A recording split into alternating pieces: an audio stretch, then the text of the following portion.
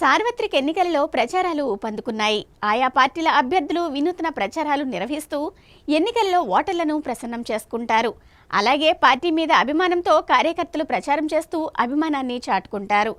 CM Jaganmohan Reddy మీద అభిమానంతో విజయనగరం జిల్లాలో ఓ దివ్యాంగుడు వైఎస్ఆర్ కాంగ్రెస్ పార్టీకి ఓటు వేయాలంటూ ప్రచారం చేస్తుండటం ప్రత్యేక ఆకర్షణగా నిలుస్తుంది.